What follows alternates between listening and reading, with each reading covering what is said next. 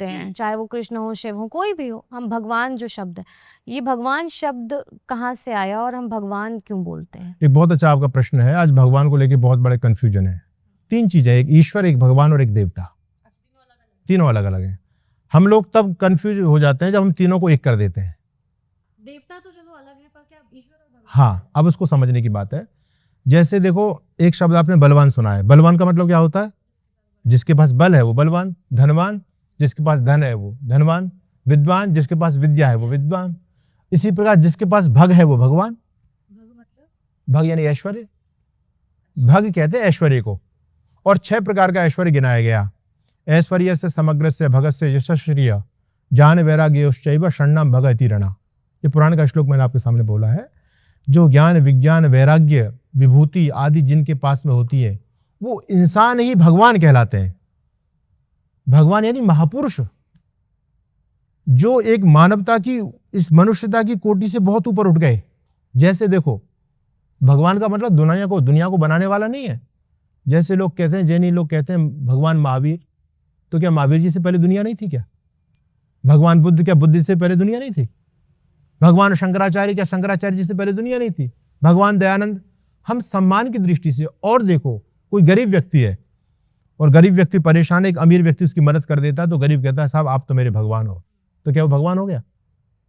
तो भगवान का मतलब जो एक मनुष्यता की कोटि से ऊपर उठ करके, जो जिसके अंदर दयालुता है, मानवता है, प्रेम है, करुणा है, ज्ञान है, वैराग्य है, ये सब विभूतियां जिसके पास में, उसको भगवान कहते हैं। भगवान का मतलब होता है महापुरुष।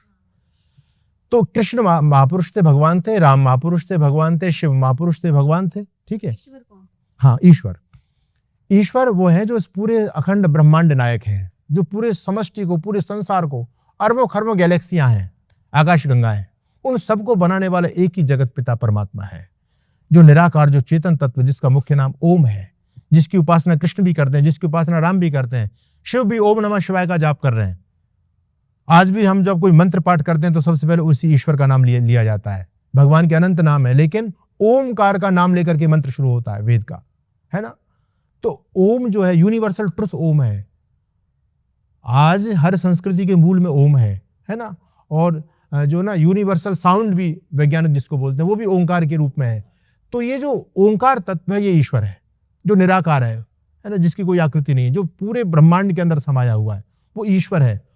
उसी के अंतर्गत पूरी सृष्टि चलती है। वही हमको धरती पर भेजने वाले हैं, वही हमारे कर्म का फल देने वाले हैं। राम को भी उन्होंने भेजा, कृष्ण को भी उन्होंने भेजा, हम और आप सबको उन्होंने भेजा है अपने कर्म के अनुसार।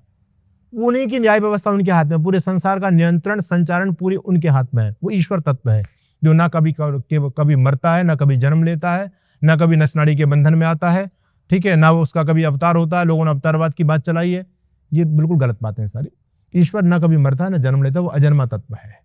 चलिए, बहुत तो बहुत एक ईश्वर, एक भगवान यानी महापुरुष। अब जो ईश्वर है, अच्छा, उससे बड़ा ऐश्वर्यवान कौन होगा, है ना। वो तो समग्र ऐश्वर्य युक्त है, तो उस ईश्वर को भी हम भगवान कह देते कहने हैं, लगे हम, है ना।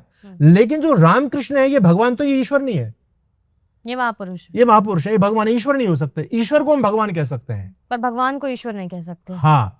अच्छा, तीसरी बात, देवता। आप सभी जानते हैं, जो दिव्य गुणों से युक्त हैं, जो हमको दे रहे हैं, वो सभी देवता। वो जड़ भी होते हैं, वो चेतन भी होते हैं, है ना।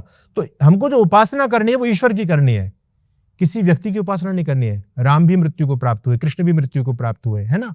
जो चेतन तत्व है, ओंकार, जिसकी उपासना कृष्ण करते थे, राम करते थे, उनकी उपासना करनी है, वो ईश्वर तत्व है, वो ओंकार है। चलिए, आपने ये एक बहुत अच्छा कंफ्यूजन दूर किया कि ईश्वर, भगवान और देवता के बीच में क्या अंतर है और क्या डिफरेंस है।